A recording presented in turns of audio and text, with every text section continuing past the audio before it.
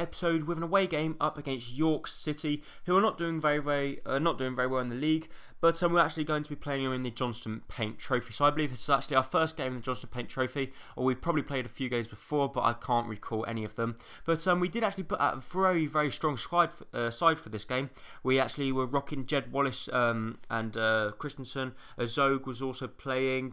So pretty much a very difficult, a very strong squad, I should say, we did put out against York, and we were expecting to go ahead and win this one. But considering the disappointing results that we've had in the last episode, where we ended up drawing 2 games, I thought we needed to put out our strongest squad and try and get the best result we possibly could to try and beat York at their place, and it was in the Johnston Paint Trophy, so of course we wanted to progress even further in the league, which is always good in the cup, I should say. So as you see, the team we were rocking, we'd actually have Paul Jones, we had Webster, Christensen actually playing centre back in this game, we had Paul Robinson, Butler, Zog, Wallace, Fodgden, Bartram, Story and Loza. We're playing Fodgden in the centre attacking mid role. The reason why I'm doing that is because Alalem is not fully fit. Hollands, I don't believe is that really good. I know he's okay, but he's not the best in the world. But hopefully we can try and find a new backup centre attacking mid rather than Hollands, or maybe keep him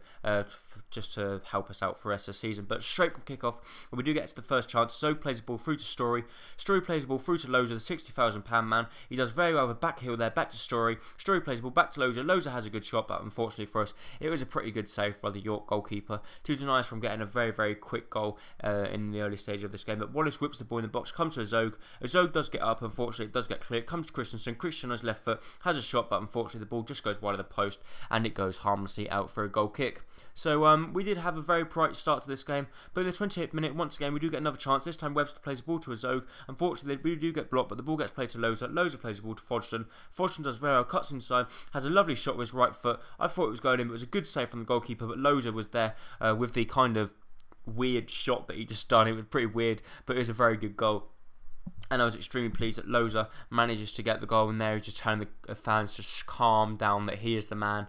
Don't worry about the disappointing results. Look, I'm here. Whether the disappointing results or not, with me playing, they're no longer going to be disappointing, basically. Anyway, but once again, Loza scores another vitally important goal in the this time in the actual Johnston Paint Trophy. He has been playing very well in the league as well as the Capital One Cup. He also played very well against Reading, and now he has done it again in the Johnston Paint Trophy, and that is actually his first goal in the Johnston Paint Trophy, so maybe it is our first game.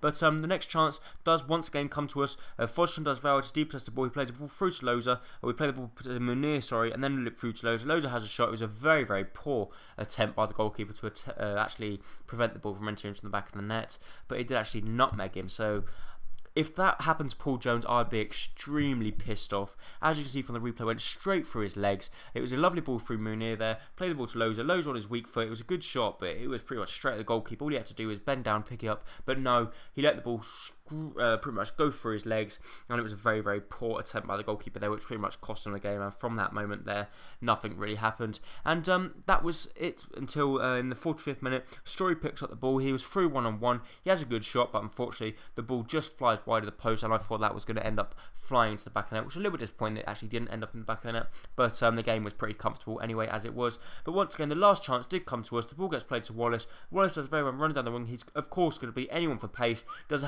Has a very good shot, but unfortunately for us, the York goalkeeper makes a very good save just to deny us beating York even by even bigger scoreline.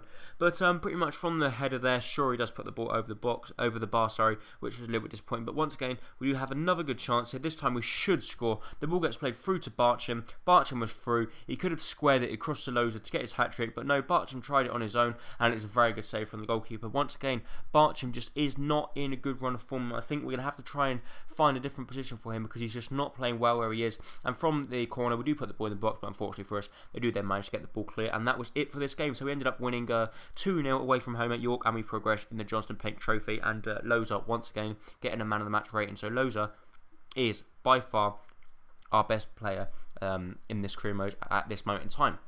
But as you see here from the Scouting monthly report, we didn't pick up any good players whatsoever. And look at their overalls, the 37 to 49 overalls, they're just ridiculously low, and it's not worth trying to bring anyone on apart from, we want them at least to be 55 upwards, because otherwise they're just not going to be worth even attempting to sign, even if they got good overall.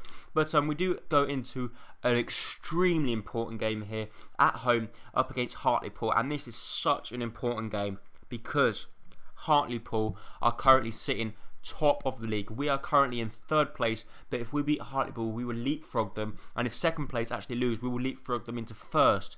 So we'll have to see what happens, but it is a title, pretty much an early title contender clash, as Hartlepool are a very, very good club, and they have been at the top ever since the start of the league.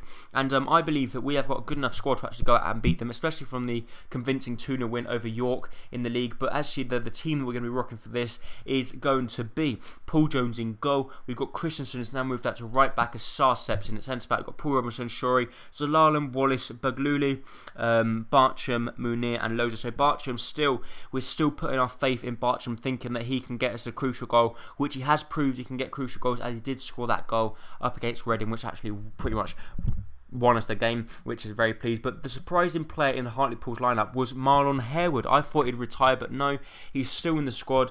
They've also got a very, very good centre-back in Bates, but hopefully we can try and get past him with Loza's pace. But the first chance does actually come to us.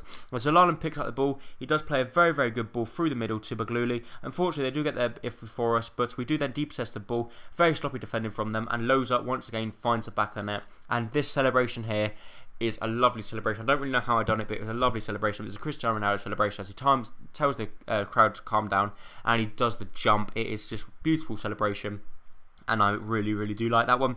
But once again, actually, they're poor defending from the Hartlepool left back, gives the ball to Loza, and if they've seen any previous games from any of our games so far, they should know that the last thing they can possibly do is give the ball to Loza, because if they give the ball to Loza, it is pretty much going to be, there's an 80% or more chance that Loza is going to find the back of the net, as he is just in terrific form at the moment. So we have got the crucial goal in the first half an hour, which could result in leapfrogging Hartlepool into 2nd place. But unfortunately for us, they do get the next chance here. They play the ball through just before half time. Sorry, put a lovely ball in the box. Unfortunately, Robinson can't get up. They get the header, and it was a pretty much free header. Paul Jones with no chance whatsoever getting anywhere near that one. And in the 41st minute, we found ourselves back on level terms, as Hartlepool do get a crucial goal for them. I believe draw would be a good result for us against Hartlepool, as I don't think we're in the best run of form at the moment, especially after 2 disappointing results. But unfortunately for us, once again in the 47th minute, they get another good chance. It was Hawkins plays the ball in the box, but it was a wonderful save from Paul Jones as he come out, makes a very good save there, and we do then manage to thankfully get the ball clear to the edge of the box. But once again in the 62nd minute, Sar comes out, makes a good tackle, play the ball through to Loza. Loza was one-on-one with the goalkeeper, but unfortunately Loza tries a near post, but it was a wonderful save from the Hartlepool goalkeeper to deny Loza from getting his 2nd of the game, and that goal would have then put us 1-0 up in this game. From the corner, Loza gets his head on it, but it was cleared off the line, and unfortunately Munir can get to the ball, and they do then manage to get the ball clear. And straight from this, we found ourselves in trouble, as Munir could not depossess Marlon Harewood from the ball. He plays a lovely back heel to Frames. He does very well to play the ball back to Hawkins, and Sar goes in very, very rashly here. Zelalem goes in, Christensen couldn't get there. Sar goes in, takes the player out, and they do get a free kick on the edge of the box. And we do know that they have got a very, very good player standing over the free kick, and we did not want to give a free kick away to them, but I thought it was still a long way out, and there's going to be pretty much no chance that they were going to score from this far, especially against Paul Jones. But Marion Sarr does pick up a yellow card in the 70th minute. But this time it was Parnaby over the ball. He has a very, very good shot. And look at this for a goal from Parnaby. He flies over the ball. I thought Paul Jones could have got a little bit of touch on that. But unfortunately, in the 72nd minute, we found ourselves 2-1 down. So from being 1-0 up against Hartlepool, we found ourselves 2-1 down with only 15 minutes on the clock left. And actually there, Bates celebrating with the goal scorer. So we pretty much had a mountain to climb now, especially after that. I thought Paul Jones should have actually got to that, but then from the replays I thought actually it was a really, really good shot. But Christensen does pick up the ball here in the 80th minute, plays the ball to Bagluli, it comes to Zelalem, Bartram plays the ball, has a wonderful shot, it's a wonderful save, and Loza once again is there with the header to slot the ball into the back of the net. So in the 82nd minute, we were now back on level terms. A wonderful save from the goalkeeper, but thankfully Loza was there at the right place in the right time just to head that one in. But in the last minute, or the 87th minute, sorry, Munir skips past the defender. He skips past another on his favourite left foot, has a shot, but very, very unfortunately for us, the ball does go wide of the post, and it looked like that was going to be our final chance of the game. But our final chance of the game did actually come in the 90th minute. Loza plays the ball down the wing to Jed Wallace. Jed Wallace runs down the wing. As you see there, we can see our central attacker mid, Baluli getting in the box. A wonderful, wonderful cross comes back Baluli, and he finds the back of the net. So in the 90th minute, we had done it. So we had been winning 1-0, then we're losing 2-1, then we're back on level terms, and now we're going to win 3-2. And that was actually, in fact, how the game finished. We ended up winning 3-2 against Hartlepool, and that was a top of the league, top of the table clash. Sorry, so thank you so much for watching as we're now approaching the end of this episode. If you did enjoy the video, please make sure you leave a like, and it is very, very much appreciated, and I hope to see you next time on whatever the episode might be, and hopefully it will be up very, very soon. Bye bye.